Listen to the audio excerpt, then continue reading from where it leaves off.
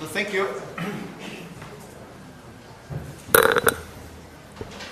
Thank you very much for inviting me to this wonderful conference. And I'm going to present you what has been, I would say, a leading theme over now, I think, almost 20 years of research of my group and myself.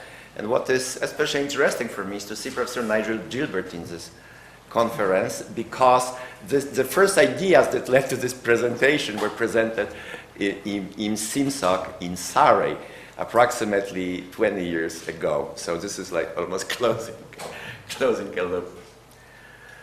So generally, I'm going to tell you about our ideas, how social changes happen, and I'll concentrate on the example of Poland.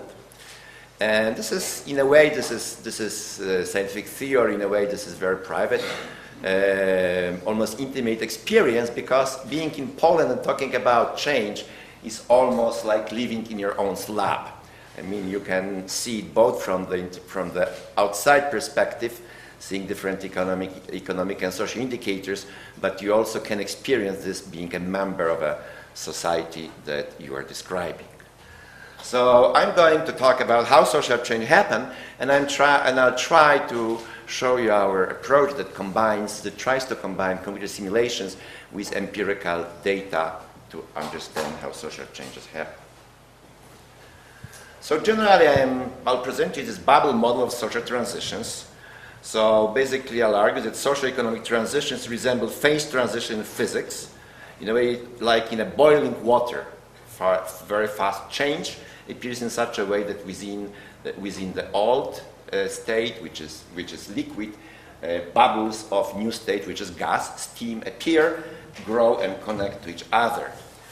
So basically, I'll try to argue that really it is social influence process that underlies individual choices in social transition, and that really the essence of what happens is the change of narratives as the old which defines and construct socioeconomic reality. So, in a way, I mean, local effects in economy has been known for a long time. I mean, there's examples of spatial clustering of innovation, spatial clustering of farming practices, spatial clustering of industries, spatial clustering of rent agreement in farming. There has been a number of explanations. For example, Van Tunen explained this by the difference in prices of rent or of location. Perrault discussed growth poles. Myrdal talked about the circular cumulative character of the economic development, where development causes further development. And basically, Brian Arthur has generally argued that basically any process that is with local positive influences will cluster. What is new is that I'll try to argue that first of all, I mean, we're not just witnessing economic changes, we're witnessing changes of socio-economic reality. So really what changes is both social and political as well as economic, that in economies of change. So there are multiple dimensions of change, and the social influence plays a major role in the transition. Also, what's very important is the role of social capital, which by the way is also associated with narrations. So generally the crucial thing is that for social sciences is that each individual lives in the social context. So and each individual affects and is affected by a social context. So let me start from an example, and some of you have seen these examples already. This is our first simulation, very classical, done basically in the 90s.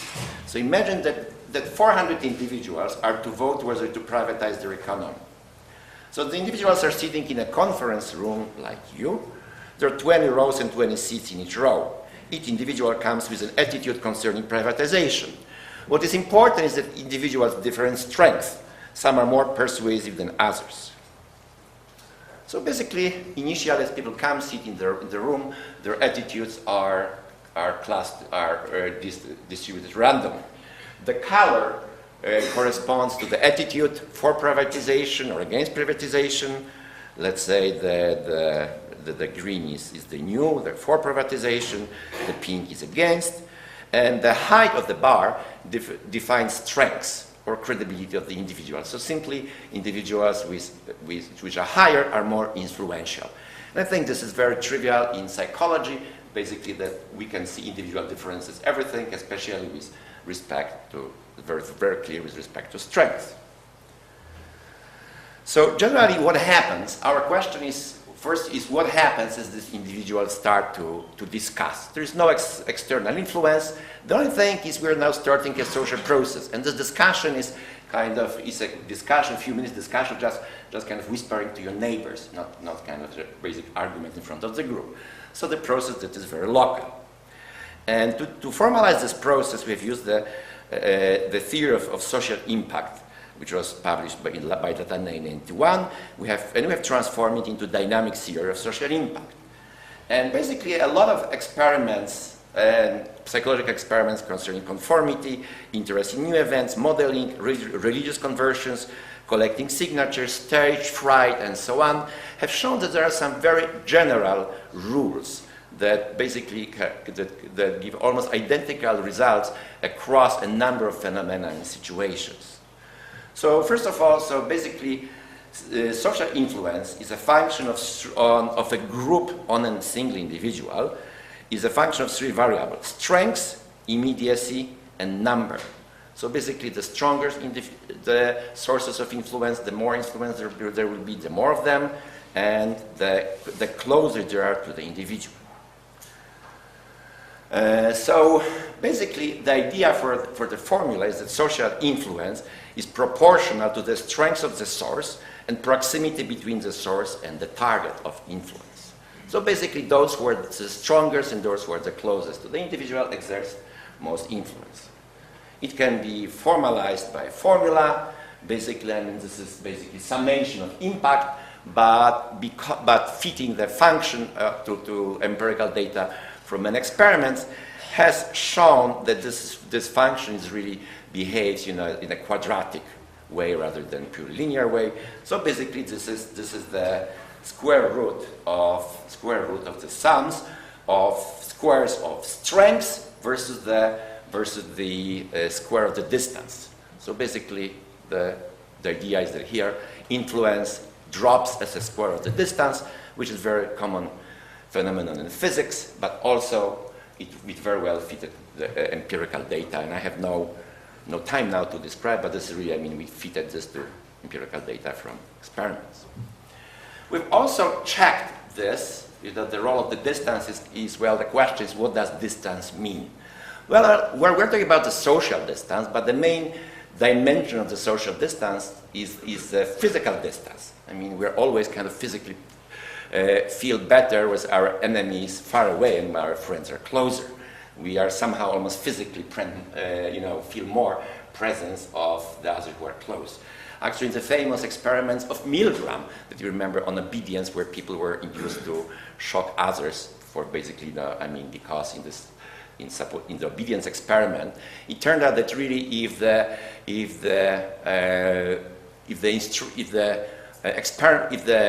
figure of authority was not physically present in the room, no one went to shock to dangerous levels. Also, when the victim was in the same room, no one did it. So simply changing the physical distance, dramatic way changes, how, the strength of influence.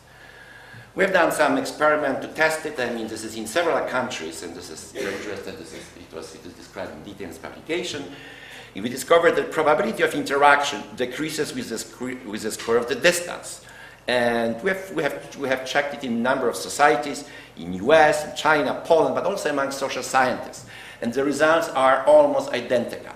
Basically, the number we've asked, think about people with whom you have had important conversations today. In some other case, we asked about the Iraq War, because this was the time just when the Iraq War broke out. I mean, everywhere, it turns out that simply people, and then the second question is how far from you these people live. It turns out that this is basically, we get this almost invariant function. Probability of contact drops with the distance. As you can see, this research was done in '95, when internet was still in its infancy. There were no social media. So the question is, well, is it today? It seems like, the distance may no longer be appropriate. We have done We have replicated this research, analyzing frequency or frequency of contacts over internet-mediated communications. Polish communicator gadu-gadu, which is limited like Skype, is just limited to Poland. I mean, it's very, very popular. It's about, you know, about between, depending on how you count the user, but between, at this time, 5 million, there are over 5 million users. So, in general, you can see that still, that still you get, you know, you get decrease of contacts with distance. Why? Well, not because, of course, you don't see in a computer how far the other person lives, but simply you have much less to interact about with people who are further away. People are live too close to you. I mean, there's much more common things like common work, common friends. I mean, common events in which you both take part. So generally, I mean, I believe that this is probably still general even in the age of internet. Well, what's very important here is the role of leaders. You remember strengths was one of the main variables in the model. So leaders are basically those who are highly credible and strongly connected. This is the data. This is showing you the effect of the leaders. This is the data we got from InfoVida matrix. I mean, this is a social experiment in which individuals. I mean, there's this game played over mobile phones, and basically this is like a shooting game. I mean, you know, you basically can kind of form clans, and you know you kind of send messages. It is played by SMS, right? So there are different clans, and clans fight each other. The idea is here that at 12 on a specific day, to just 1% of the most connected leaders, a message was sent. There will be a major battle of the clans at 8 p.m. What you can see, and this is simply frequency of text messages. So 12 is the moment of intervention. You can see that it grew till 7, and then the actual, you know, big battle on the internet. I mean, you know, basically on mobile between the clans in the game erupted at 8. What you can see is the number of text messages has grown tenfold, 10 times.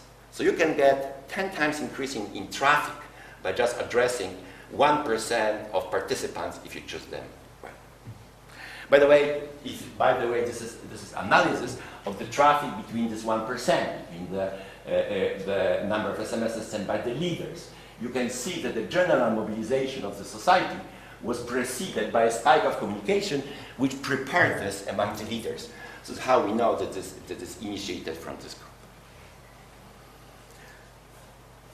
Okay, so basically in our computer simulations, the dynamics is basically this is generalized network models or basic generalization of cellular automata.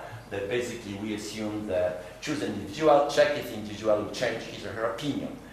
And basically each individual, according to the formula, adopts the opinion that's most prevalent among his or her neighbors. What's important is that the individual also takes his or her opinion into account.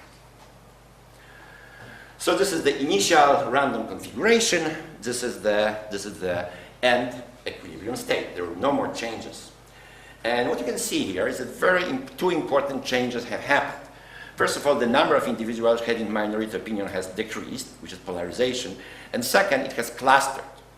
I mean, you can see that in this configuration, even minority members who are inside the cluster don't even see that they're in minority. They're supported by other like-minded individuals, right? So clustering prevents members of minority inside the cluster from being exposed to prevailing majority opinion, which is in non-cluster situation. I mean, you can sense whether you're a majority or majority just by judging the number of your neighbors.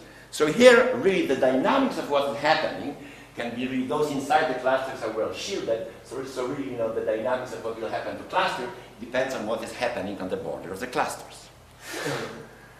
So basically, these two phenomena have been seen in many. The scenario has been seen in many real phenomena.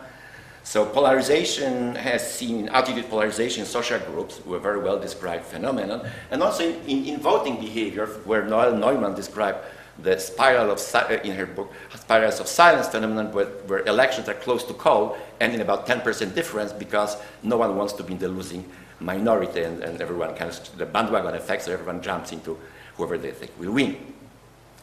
Clustering can be seen anywhere, in language, regions, fashions, opinions. Here we show, this is our first picture, and this is just women emancipation movement, which kind of, if you look at any maps of any attitudes and movements, it is clustered. I mean, you can see, the clustering occurs even in such trivial phenomena as choices of food. This actually, you can probably recognize Duke Helby, Frank Schweitzer, right, and other people, who deal in opinion dynamics. This is our dinner small restaurant in Germany. And what you can see is that, for example, this pans is called grandmother dish. And you can see that the people who have ordered this are sitting next to each other. You can see that the end of the table is eating spaghetti, and the middle of the table decided on veal. Why is it? Well, because you, of course, talk to your neighbors, right? You come to a strange place, you don't know your preferences. So what's good to eat? Oh, let's discuss this together. And you discuss with your neighbors. So this is, I think it's very clear you can see this phenomenon. By the way, Reed Hasty has demonstrated similar clustering phenomena with juries. Here's a somewhat bigger scale. This is research by Goldenberg. The houses marked by crosses have air conditioning. So you can see the best predictor of whether you have air conditioning or not is whether your neighbor has air conditioning. You can see the same thing in clustering in languages. So you can see that basically that as the old tribal languages, small tribal languages either disappear or join big modern official languages. Again, you see this scenario of growing big clusters and disappearing or small clusters. So in a number of computer simulations, we've checked properties of the model, and this model has very, very robust properties. You can change parameters, and basically qualitatively we see this phenomena, as long as the influence is local, so it means that you are influenced by your neighbors more by everyone else. That process of influence is non-linear, so it means it is basically saying this means that it's a choice, either that or something, or either one or the other, you're either for or against, and not something that is kind of, you can drift in the middle. If the process of changes is linear, simulations tends to unify. And generally, there are individual differences in the strengths of persuasion. And individual differences, so the existence of leaders, helps the minority clusters to survive. So basically, you can see the effect of the leaders in this simulation, where basically you can see what are the configurations in which minority can survive. So you can see that the simplest one is the leader and a ring of followers. This is a symbiotic situation, because the leader gives a lot of support to the ring of followers. But the followers give some marginal support to the leader, which is, well, has still some importance. But what's even more important is that the followers shield the leader by surrounding him from pressure of the majority. Right? So here, the situation is very unstable, because if leader for a moment leaves or changes her or his opinion, the cluster will disappear. There is no way for the leader to return. Whereas we call the second one stronghold, which is just a cluster of leaders. A stronghold, in a stronghold, if even one of the leaders kind of temporarily is persuaded to change his or her opinion, the others will convert this person back. It's an extremely stable situation. The third one, we call it the wall. What you can see in the previous two configurations, the minority the leaders were positioned in the middle of the minority, of the group. Here the leaders are positioned and the periphery of the group, so a relatively small group of leaders can support a relatively large area of followers. By the way, this is the first mechanism in which minority can grow. Because as the leader moves to the outward, you can think of missionaries, right? Or, for example, this is so work on the periphery of the cluster. Strong individuals can kind of increase the minority cluster. Well, what we also have seen is that these clusters, the opinion clusters, tend to appear in communication clusters. Here you can see a hierarchical space where you may imagine there are 4 individuals working in a single room. There are 4 rooms in a corridor. There are 4 corridors on a floor. There are 4 floors in a building. There are 4 buildings in a campus. There are 4 campuses in town, and so on. Right? It's of course, very regular, but some variation of the structure probably, characterize a lot of social structures. And we assume that the distance between the individuals who are closest, who are connected, or closest, the lowest level, for example, a room is 1, the second 2, and so on. So simply the distance is connecting, the distance between individuals simply corresponds to the level at which these individuals are connected, right? You can see here, we start from the upper picture shows random distribution. Lower one shows final equilibrium. You can see that everywhere, opinion just fill up kind of clusters of communication of different size. By the way, this opinion is very stable, and research of Todd LaRue, working with Big Latin and myself, has shown that actually, if you run this on these simulations in internet communication, where you can arrange this type of architecture, this is exactly what you get. You get clusters. You get clusters who fill up communication. The opinion clusters fill up communication clusters. So basically, the effects of social influence depend on the structure of contacts between individuals. So opinion clusters follow communication patterns. So just to sum up, social influence leads to clustering, development of local pockets of coherent reality. So basically, what are these local pockets of coherent reality? Really, we can talk about them belief systems, local culture, but we also can talk about them as narratives, because narratives is the natural way in which individuals represent reality and think about reality. I'll shortly tell you a little bit more about narratives. There is also the leaders play a critical role in this process. So far, minority could only prevent from being absorbed by majority, but how can minority expand? So all social changes depend on very small minority expanding and becoming the majority. So how does social change happen? Well, we know very well examples where very influential leaders have really caused a social change visible on a macro scale. So basically, from the point of the model, when minority has stronger influence than majority, social change may occur. Psychological research has shown that minority influence takes a different route than majority influence.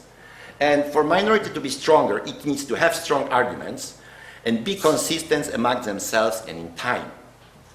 Also, minority influence takes a different route than majority influence. It is processed in a more rational way, so people think more, and this is about arguments of majority, not just who tells this. Leads to private acceptance, so people privately believe that this is true, while still they may express majority opinion to the outside. And also is delayed in time, so you may hear a number of arguments and you can change your opinion, let's say, in a week or months later. How do we simulate minority influence? Basically, we add a constant term to the influence of selected opinion. So basically, the minority grows. And what I'm going to show is that minority grows as a bubble of new in the sea of old. The social change happens as these bubbles connect and the old becomes confined to islands. These islands are in fact strongholds. You remember I've shown you configuration of strongholds? And it's really during social reality, during social transitions, we are dealing with kind of double social reality. Different social reality exists within the bubbles of new, and different social reality, mainly meaning different narratives, exist in the sea of the old. So here we start from the initial simulation, and you can see that there is only 10% of innovators or the leaders of the new. You can see that there is not enough of them to connect to each other, so they even cannot form clusters. So usually they would just disappear. However, because we add a constant to their influence, so simply believing that, well, they have better arguments, they're more attractive, maybe, whatever, I mean, they don't disappear. So it is, in a way, it's trivial that the situation grows. The question how it grows. The minority grows, they may ask what is the pattern of the growth. And what you can see is that generally the change happens as around the leaders bubbles or clusters of people, like-minded individuals appear. And these clusters expand. It's not like this change happens ever. These are later stages of the transition. This is 50-50. And this is finally the new configuration. What's very interesting that although there is a bias favoring the new, the old can quite well survive by forming clusters. If you look at this cluster, there are strongholds, right? That means they survive because just the old opinion has best chances of survival in the positions where many individuals many strong people support each other. Well, we have then asked, well, is it the end of this? Now, the new would win any referendum. I mean, overwhelmingly, 80% of the, approximately 80% of the people believe the new. What happens if we withdraw the bias? Well, you can see that because the old is being held by very strong individuals, it is without the bias, it immediately attracts new followers. And just if you reverse the bias for a few steps, the old may easily come. Reversing the bias means now the old opinion becomes more favorable. However, the situation doesn't come to the initial configuration because what you can see is that now the new can survive because it has formed clusters. So now we have kind of places which are centers of all opinion, that are the centers of new opinion, and the general public can switch between those positions. By the way, a scenario that we have seen for many years in Poland, when basically two main parties reached in power. And the current party is the first one who have survived two elections in a row. So basically, social transitions, of course, bubbles of new in the sea of old. They resemble a process of nuclear physics, and during two separated in space, internally coherent realities exist, each characterized by different narratives. The transition, of course, is the island of the new reality, expand at the expense of the old reality. Well, before I go on, let me tell you a little bit about the narratives. So basically, because what I'm trying to argue about, that really the essence of this process is not just economic, it's social. And it is caused by social change, not just purely, the fall of capital, modernization, whatever. And well, I mean, you can appreciate the role of narrative, just I'll give you a few examples. So Poland is the only country in Europe that did not experience recession. Its economy is one of the strongest in Europe. At least this is what I heard from other European economists. Yet popular narration, fueled of course by opposition, is that of economic catastrophe. So you can see currently in Poland, demonstrations and so on, and people believe that we are just, not just, we are just in the middle of catastrophe. I mean, Ireland's, just as the opposite example, Ireland's economy was perceived as strong till almost the economic catastrophe, because Ireland fits the narratives of European northern country, by the way, of Germanic group. So no one really looked at indicators. People just had these narratives, even specialists of very strong Iceland economy. Well, I mean, if you want to be more quantitative example, in Spain, Great Britain, and Germany, the percentage of public debt are almost identical, between 7 and 80%. Yet the interest rate on government obligation is 2% in Germany and Great Britain, and 7 to 8% in Spain. Right? So basically, trust in economy, whether trust in economy, is totally decoupled from economic indicators. It is based on stories or narratives of what people believe about the economy. Right? So what are narratives? Narratives are schemes of the stories. They have a beginning, a body, and an end. They have a plot. They describe temporal sequences of actions performed by agents and events, as well as the consequences. Agents have roles, they try to achieve goals, they have intentions and plans. agents are connected by relations to other agents. Narratives may be simple or multi-threaded. It means composed of several interrelated simple narrations. Narratives provide meaning. Narrative provides a structure by which individuals understand the world in which they live. I mean, listening to a story, right, we see, first of all, which elements and processes are related to each other, right? There's many elements in the world around us, which form a unit, what is related. And so basically they tell individuals how to structure their experience. Because they tell you, in a story tells you what follows next, what is the consequence of an action, it allows you to evaluate. You evaluate the action by its consequences, right? So narratives provide the basis for evaluation. So they help us to evaluate other individuals, objects, and processes. Knowing the role in narratives, individuals know how to behave. They enact their roles. Narratives therefore lead to actions, and they are just casual linked to behaviors. Look, now we are sitting in the audience, and you are quiet, I am talking. How do we know that we do it? Well, it's a narrative, right? This is a talk. So I talk, right? I gesture, I speak. You listen, right? Look at me, I look at you, and this is each of us enacts the narratives, right? We change the narrative to a party, and suddenly everyone talks to everyone else, right? Or to a break. So narratives also tell individuals how others are likely to behave, so they're the tools for prediction. How we can test the theory of the bubble theory, or what we see in simulations is related to reality. Well, I mean, what is unique is that we have data on forming economy. I mean, it's very difficult to tell, I mean, what the process led to the state of, when economy is kind of somewhat close to the state of equilibrium. I mean, equilibrium, or to, let's say, is mature economy. However, if we can see a transition occur, we can see, how we can test different scenarios. We can see the scenario, we can test the theory. So basically, formation change provides the richest insights into the dynamics of a system. Political and economic transitions in Europe in the 90s provide a rich laboratory for understanding how economic changes occur.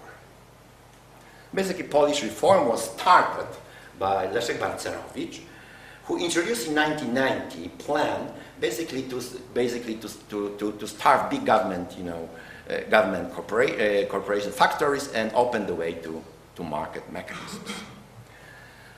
So these are the data. These are the empirical data from Poland that we visualized. And you can see in 1989, I mean, this is, by the way, Poland is in a very deep crisis.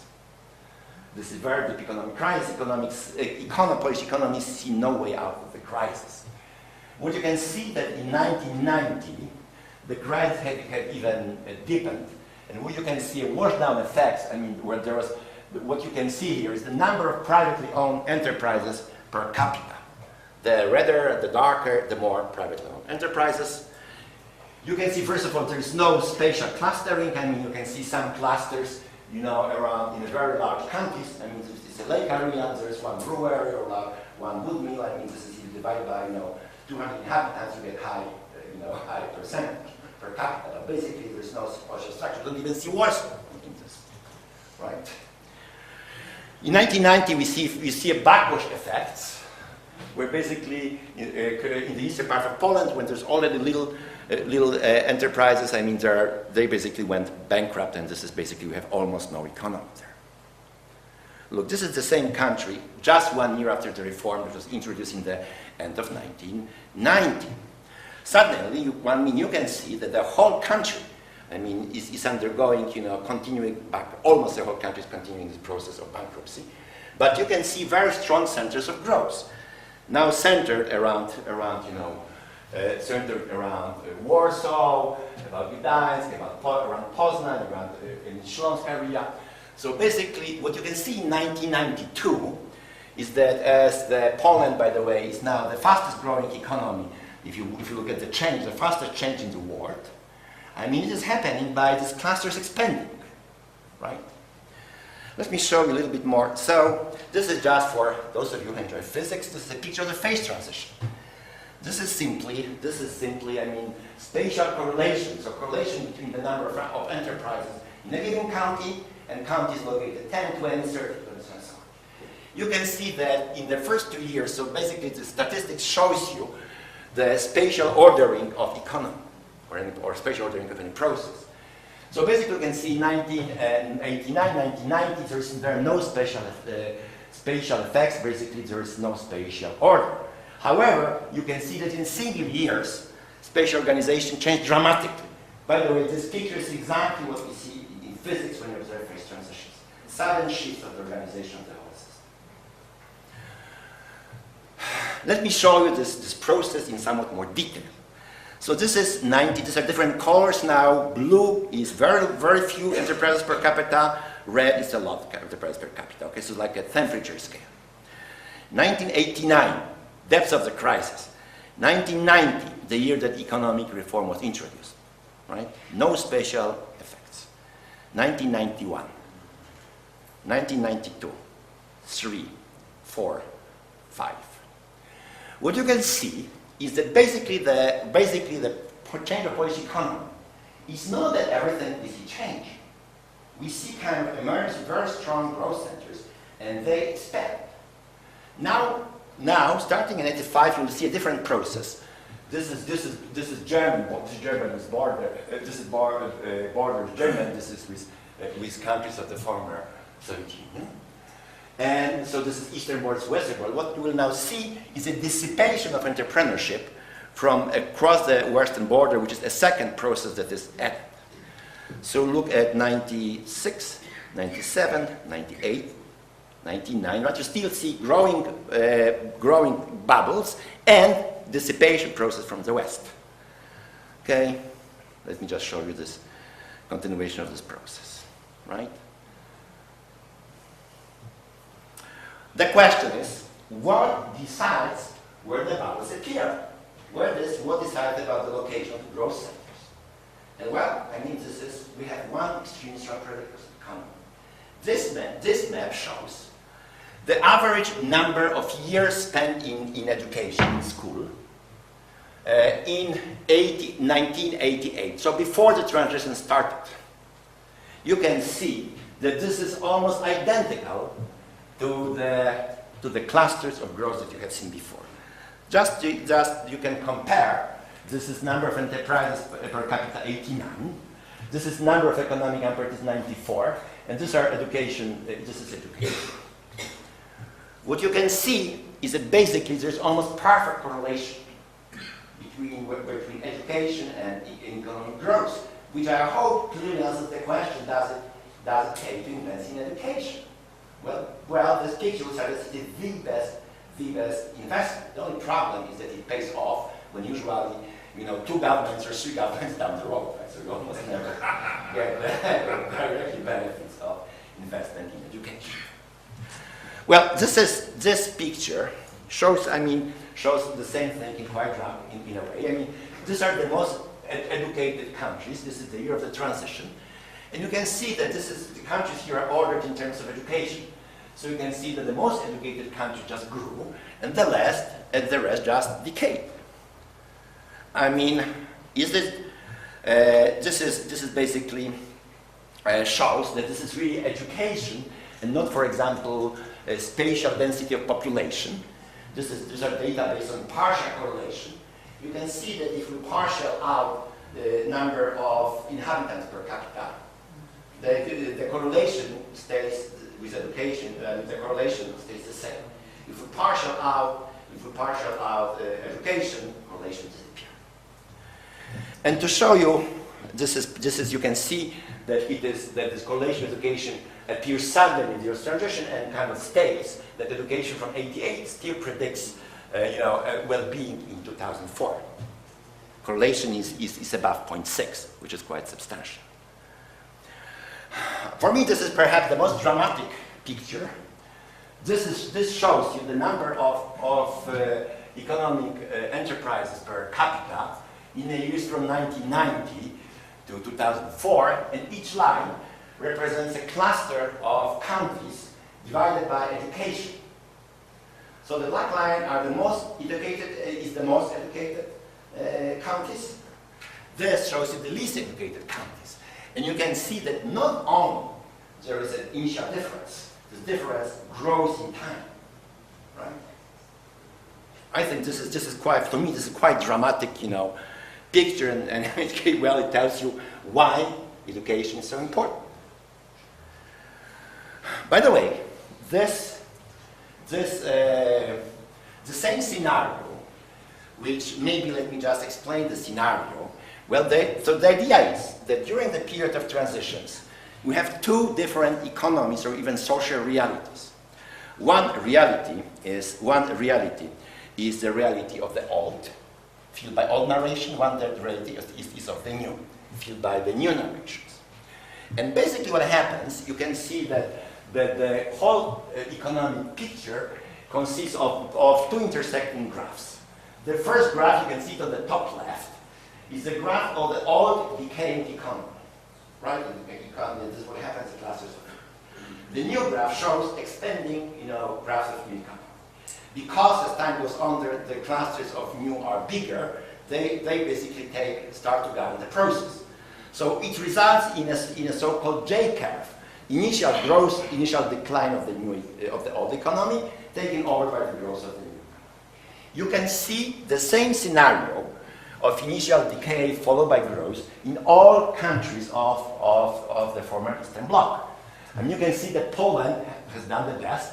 I mean, has the shortest period of growth and, you know, of decay, and the growth started the earliest. I mean, Tajikistan is, you know, is slowest here, but you can see that the shape is identical across all the countries. Well, all the time I'm talking about narratives about, I mean, just going beyond, you know, economy. This is, on the left, you have voting political indicator, voting for pro-reformist countries from elections. This is number of enterprises per capita. You can see these two maps are almost identical. Actually, you can take almost any map of culture, let's say, of, you know, tightness, looseness, or whatever indicator of country, you get almost exactly the same maps. For the end, I want to show you the kind of Polish, how soft factors, basically history and narratives, can influence current behavior. This is basically political map of Poland. This is, maybe I have no time to get into this, but there are different historical regions of Poland. And this is the voting in 1993. By the way, this division you can see the lines are basically based on almost 100 years of Polish, 50 to 100 years of Polish history. So what you can see is basically that all divisions, right, decide about how people vote. I think this is even more visible in EU referendum, right? Can you see the lines dividing the regions? So really, I mean, you can predict how people will vote based on you know, what happened in this place 100 years ago. With a precision of up to 10 kilometers, because the size of one county is approximately 10 kilometers. It's amazing. So basically, when I was showing you dynamics of economic transition, critical importance of local processes, a global model cannot explain the dynamics. The importance of the social factors in economic processes, such as education, culture, history, politics. And this approach allows us to connect complex macroscopic collective trends to their simple local causes. And maybe I'll just show you the practical, as the last thing, practical applications of these ideas. So this is basically, we apply this idea to, well, if we understand how social change happens, perhaps we might be able to introduce the change. And we started, you know, with trying to form a network of teachers who use IT tools, internet technology, I mean, internet and high tech in education, basically computers and internet. So the idea is that, based on the observation, the traditional approaches to teachers' enhancements offer an effective. And basically, we need to approach teacher enhancement as social change. I mean, I've encountered teachers who have been to 11 different special trainings, and you couldn't see it in the work with students. So the idea is that this is just not more knowledge. This is, I mean, you need to induce a change. The idea is that we have to change fragments of social networks, not individuals. Change schools, not teachers. Concentrates on leaders, very intense training of a small number of individuals, individuals who can form new narratives. Link individuals in group, and we use internet to link. I mean, there are teachers dispersed throughout Poland, communicated through the internet. And also we help them develop new narratives. This is simply, these are the leaders of the process, teachers from remote regions of Poland. These are their students. This is, let me skip this, and this is so, okay. The way it started, it was based on the private university in Poland, SWPS, which basically you can see that the activity is basically between the center and the regional schools. As the project advances, so basically I mean there is kind of like a star structure. As the process advances, what you can see is that the centers, regional centers, start to communicate with each other. Bubbles start to form, right? So this is now, you can see local networks in which the local culture and narratives are starting to, and knowledge are starting to circulate. Then, networks of corporations get denser. Actually, you can see the slides show cooperative projects. Then, as the last step, I mean, the regional centers are so strong and forming kind of, an allied network that each of them starts working with schools in the neighborhood. So now, I mean, each of the schools who initially was in the project starts a local center, and annually there's 2,000 to 3,000 students being trained in this, and about 200 new teachers. So basically, you can see that this approach can not only be used for understanding, but also for inducing a social change. Thank you.